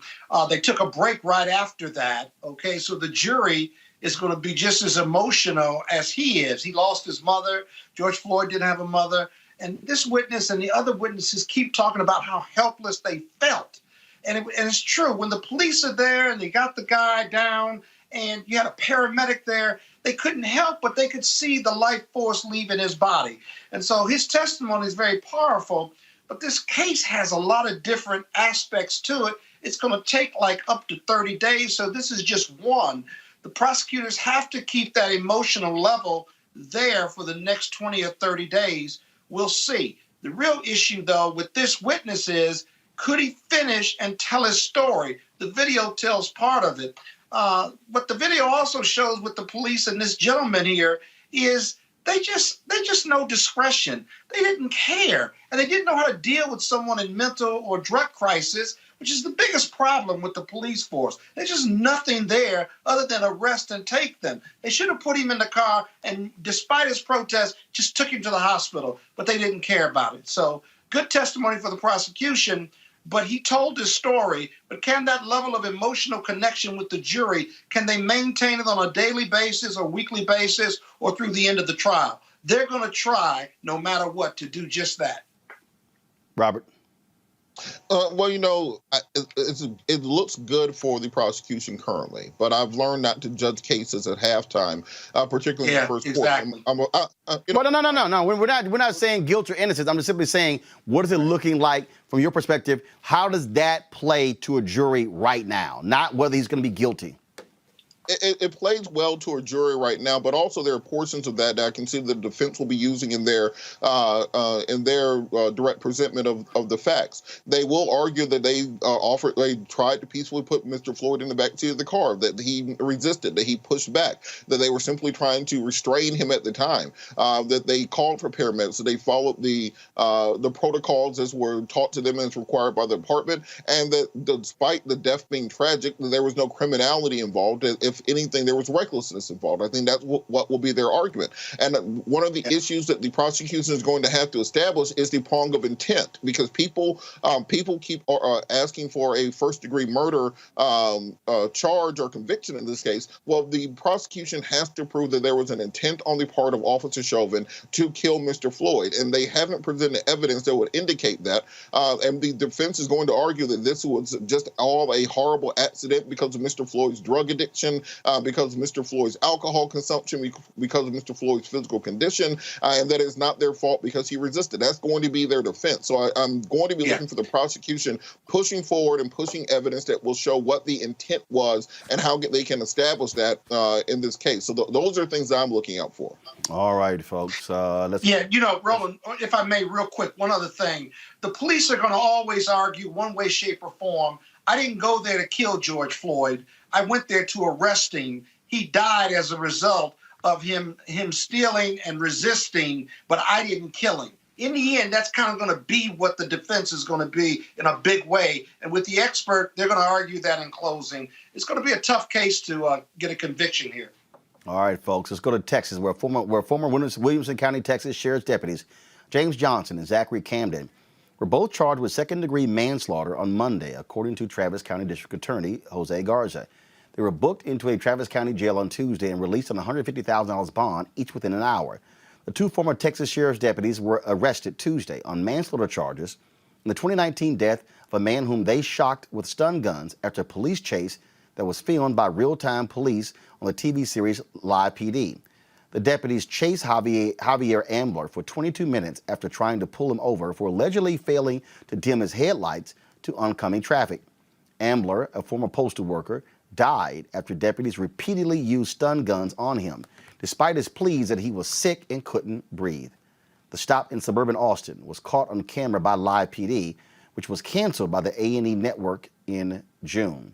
This was shocking to lots of people. We're going to keep showing this video. This was shocking to lots of people, Robert, because the fact that the people that Live PD held onto and later destroyed the tapes. This is body camera footage right here. Again, so this is one of those things where people often will say, hey, don't use stun guns, things like that.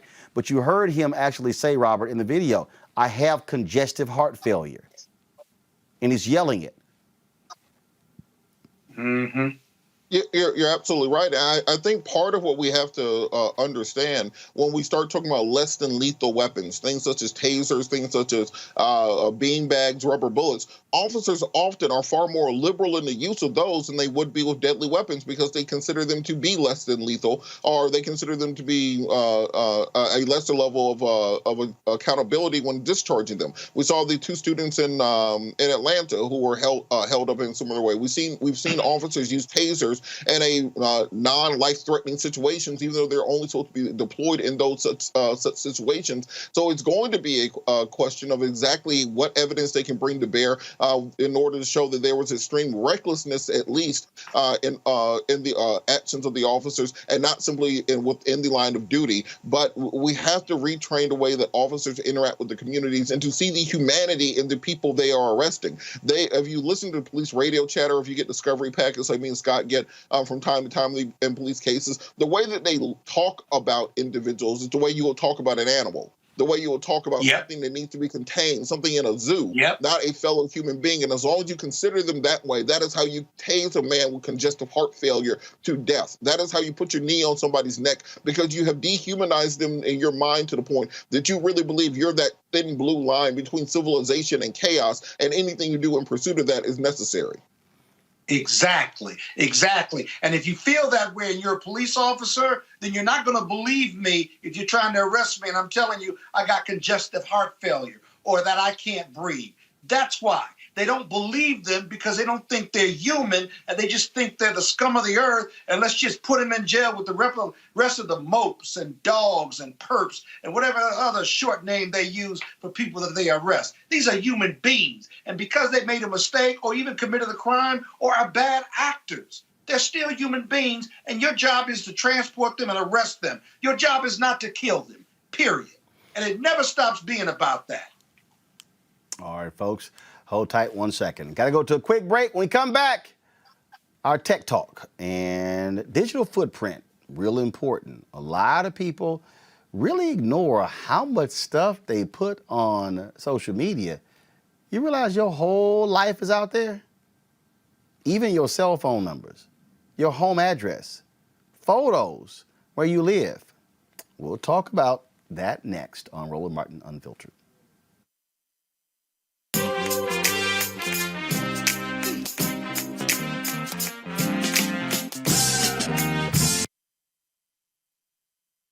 I'm Bill Duke. This is Diala Riddle, and you're watching Roland Martin Unfiltered. Stay woke.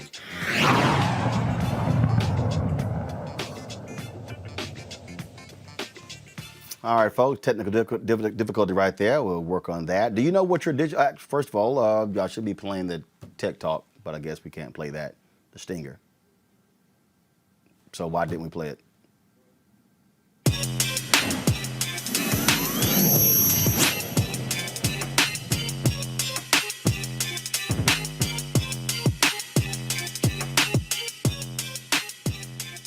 That's what we were supposed to play before I start talking. Do you know what your digital footprint says about you? Social media searches are used all the time by schools, the police, employers, and others to determine who they want on their team. For today's tech segment, we're chatting with Stephanie Humphrey, author of Don't Let Your Digital Footprint Kick You in the Butt. Stephanie, glad to have you on Roland Martin Unfiltered. Absolutely. Hope all is well with you. Here's what's interesting. We just dealt with Alexi McCammon.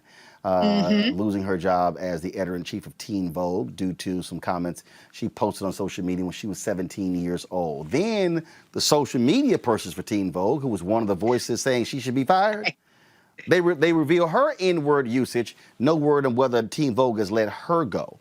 We've seen other examples of that, things that pro athletes have said when they were in high school as well. But not just that. The amount of information, I think people would be completely overwhelmed, the amount of information that's literally available, that people can actually go to some of these search engines or some of these services you pay for, and it literally will show you not just Robert or Scott, but their children, their relatives, their addresses and phone numbers, other people who are connected to you. That's how crazy this is. It is. It goes way deeper. And thank you so much for having me, Roland. It goes way deeper than any of us ever imagined. When you just think about how many platforms you're attached to that are connected to the internet. And we're not even just talking about Facebook and Twitter and Instagram. We're talking about Twitch and YouTube and Netflix and your Apple Watch and your Fitbit and that Nest thermometer in your home and that Alexa and everything else that you use that is connected to the internet is establishing a digital footprint for you that is searchable and recoverable. All of that data can be mined in some way. And not only that, I mean, I don't even think people realize, just the other day I went to the cleaners and they said, "What's your phone number?" And I'm sitting there like, why? And again, though, what happens is we just do it naturally. You now go to grocery stores, and in order for you to get the discount, you got to put your phone number in, or you scan your card, which actually has has your information on there as well. I mean, how we have freely just given, and in fact, it's a trip because, like I say, when people you go somewhere and ask for your number, there are other people around, and you're just giving out your cell phone number like it's no big deal. Right. Putting it out in the atmosphere. And think about how many people use their phones to pay for stuff. You tap it at Starbucks or you're using Apple Pay and your credit card is connected to your phone, is connected to everything else. So that rabbit hole goes very, very deep. And I don't think people know enough about what they are giving away or about how companies are using that data. And we're not informed enough on how to protect our privacy in these instances. I'm going to pull Robert and Scott in here. Both of y'all are lawyers. I'm sure y'all got something to say about this digital footprint thing. Well, I think my primary question will be what steps can people take in order to start safeguarding those things? What happened to your Black Planet account from 15 years ago? Where's the information from your MySpace page at? Now, every app you open says, will you allow access to your data, your phone numbers, your location information? What steps can people take to start cutting down on the amount of information out there and that's accessible?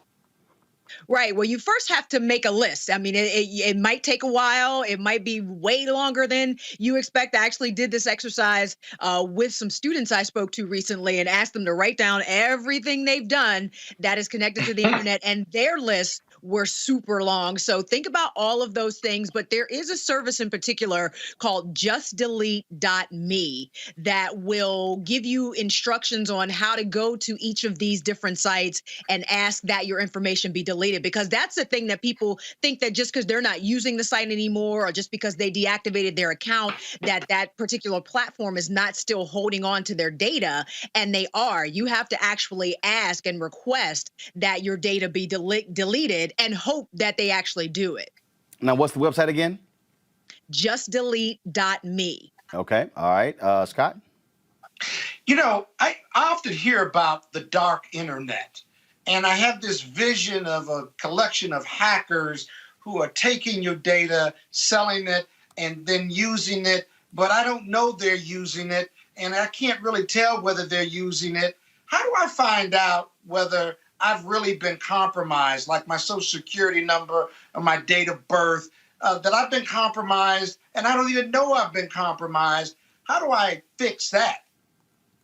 That's a tough question because, yeah, like you mentioned, the dark internet is called the dark internet for a reason. It is meant to be hidden. They use virtual private networks and other things to cloak their identity and route traffic through different routers so you can't find it. So it would be really tough for the average person to try to sort of go down that path to see if any of their information is out there. There is another website, though, that I like. It's called HaveIBeenOwned.com, and owned is spelled with a P.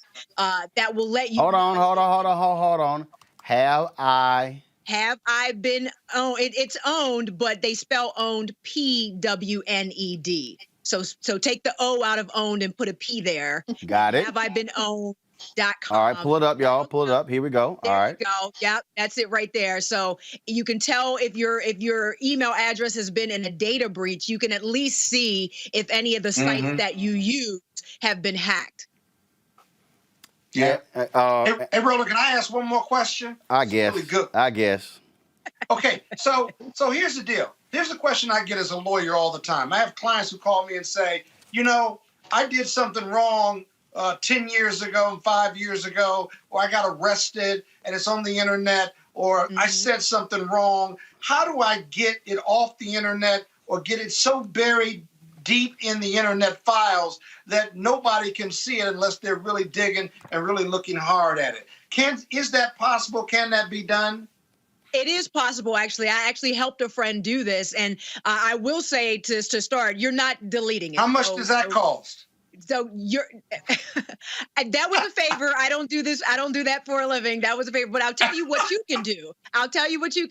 You're not going to get rid of it. So if you're looking at sites, there are a lot of sites out there that claim to do reputation management and try to delete stuff off the internet and things like that. At the end of the day, you know, that stuff is stored on multiple servers. You know, if somebody has a mind to hack and really dig for your information, they're going to be able to uncover it. What you can do, though, is just what you said, is to put enough of your own content out there that it does start to effectively bury that objectionable content, because they've done the study and 99%, a solid 99% of people won't look past the first page of a Google search. So if you can get something off of that first page, you know, down to page 5 or 6, you have effectively buried it for all intents and purposes. It's not going to go away, but you have effectively buried it. So you can combat that old stuff with new, better stuff. So continue to be consistent in the things that you post. Use LinkedIn as a tool, get your own website started, whatever that looks like for you, whatever is manageable for you. You have to take control of your digital footprint by putting the things that you want people to know about you out there on the internet in a consistent basis. One of the things also, and I explain this to my nieces and nephews all the time, Stephanie, the moment you tweet it, that sucker is out there. Even if you delete it, and it can be found. It can be the mirror. So explain what people, you keep hearing people talk about the mirror. Explain what that is. Well, there is a site there is another website called the Wayback Machine. It is internet-archive.org. That is a website that saves websites. There are more than 500 billion websites on this site. So you can literally go to this website, just Google the Wayback Machine, and you can put in any URL that wasn't private, and it'll show you, there you go. Thank you very much. You put in any URL in that little box at the top, and it'll show you at different points in time for years what you had posted at that moment. So, you know, this is just the one quick and dirty, easy way to find your old data. But again, anybody with a little bit of hacking skill can search and recover pretty much anything on the web. And you see all those little lines on the dates correspond to what blackamericaweb.com looked like at that moment. So what posts were on there, you know, what people were commenting, like all that different stuff. You have basically an internet record of your online activity saved on this website. And Roland, can I ask one last question? Yeah. Sure. So my other question would be: recently, we've seen people like Kevin Durant get in trouble for burner accounts. Mitt Romney got caught with a secret troll account at one point in time. We also continue to see celebrities have their direct messages or their inbox messages leaked to the public.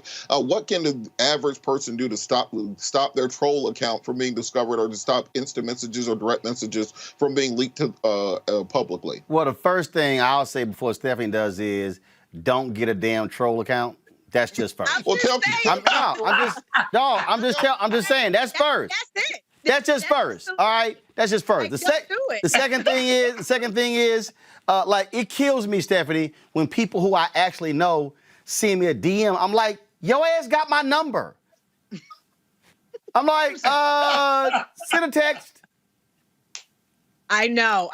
It's so bad. I mean, because the thing is, it's human nature. It's not even a function of the internet necessarily. It's human nature to screenshot stuff and leak stuff. You know, stuff isn't getting leaked because the internet is leaking. Stuff is getting leaked because human beings are leaking it. So you have to know, who you're sending these DMs to and who has access to these burner accounts and things like that. And you have to understand that because you think that you're not associated with the account does not protect you. Your privacy settings and things like that won't always save you. So you have to understand that anything you put out there, I mean, we got IP addresses that are automatically connected to the things that you do. Anything you put out there, you have to understand that may eventually be surfaced. Okay, so what about so Stephanie, what about when we hear about these encrypted apps? WhatsApp says they have encrypted features. Right. Some folks don't believe it. Go to my computer. A lot of people are really using Signal. They're using Signal to be able to send messages back and forth, and that are encrypted. So first of all, explain to people what it actually means when it said that this app is encrypted from phone to phone. What does that mean? Mm-hmm. So yeah, end-to-end encryption means that once you type the message into yours on the app on your side, you see it as regular text, but the app itself will encrypt that message, that data, send it to whomever, and it doesn't get unencrypted until they see it on their phone. So you too, allegedly, are the only people that will actually see the content of that app. The platform, the people that work at the platform won't see it. They can't hand those records over to any sort of government, entity. Allegedly, you two are the only two people that are supposed to see that message. So that's what it means, because if it wasn't end-to-end encrypted, that message would live on that platform servers. So if they did get subpoenaed by authorities or law enforcement, they could turn that information over to them. If they got hacked, somebody could grab that information that way. But the fact that it's encrypted means that only you and only the person you send that message to are supposed to be able to see it. However, that still does not solve the problem of human nature. And if that person happens to take a screenshot, or if somebody gets a hold of your phone and opens it up and sees that message and takes a picture of your phone, that information can still get out there. So even though on the Signal app, you can do disappearing messages, what people have to understand is you can set disappearing in 5 minutes. To your point, the person on the other end could still do a screenshot. Right. And that was the whole thing with Snapchat. When Snapchat first came out, that the whole cachet around Snapchat was like, oh, just 5 seconds, 10 seconds. And that's why everybody was sending nudes and thinking that they were going to get away with sexting, with impunity, basically. But nobody considered the screenshot, and nobody considered the fact that new apps like Snap Save were going to be created that could save the messages before you knew that anybody took a screenshot, and nobody would ever have to take a screenshot. So I don't doubt that there's something out there now, or something being worked on, that could save a Signal message or a WhatsApp message before you know it's being saved, or without your knowledge that it's being saved. So it's just a matter of thinking before you hit that send button, honestly. And there's another one out there. Go to my computer real quick. It's called Wire. And they same thing. Wire is just like Signal, I think this is from Switzerland. So there are some people who don't, because Signal is from where? So is that a U.S.-based app? That's a good question. I'm not. I'll look it up. Yeah, because I know some people who are like, hey, I ain't trusting Signal. I'm gonna go to the Swiss app. They real good about protecting stuff. Seriously. I'm not gonna tell you. There's a very rich person who turned me on the Wire. Who was like, yeah, I use Wired, and I was kind of like, okay, all right. I'm like, all right, cool. Listen, if that works for you, but again, you're at the mercy of the person you're sending the message to as well. Right. Absolutely. Anything else about protecting folks before they get their butt kicked with his digital footprint? It really just boils down to being very mindful and intentional about what you do on the internet. We can use the internet for a lot of things. Social media can be fun. You can make some money. You can, change the world. You can do a lot of different things, but you just have to think about it first.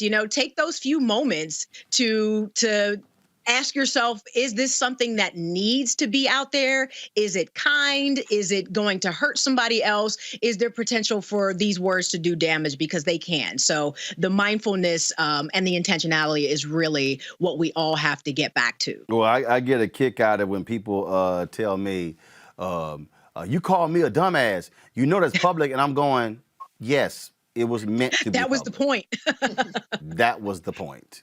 Yes, it was. And so, yeah, I love it when people sit here and go, you cussed me out. Yes, I did. That was intentional.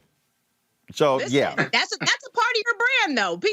I'm like, first of all, the show's called Unfiltered. So I'm like, what the hell were y'all thinking?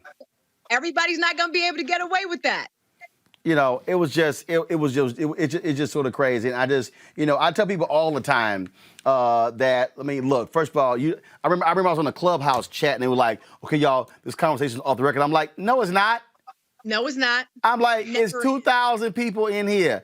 You think somebody can't record this? I said, y'all, I can take one iPhone, hit voice memo and hold up to the phone and record. I said, if you dumb enough to sit here and think this is off the record, and I had to literally explain to people what actually off the record is. Off the record is just like a signal. I have to trust the other person who I'm confiding in is not going to reveal it. Mm-hmm. That's all. It's all based upon do I trust Scott gonna keep his mouth shut? Nope. I don't trust Kappa. Depending on what we do. That's right. Nope. I don't trust Kappa. See, right there, I draw a line at Kappas. I don't trust Kappas. Kappas are going to sue you one day. I was just in a meeting with them, and your name came up. And I'm going to tell you, you better watch your mouth on Kappas, because I'm going to tell you, they got their eye on you now.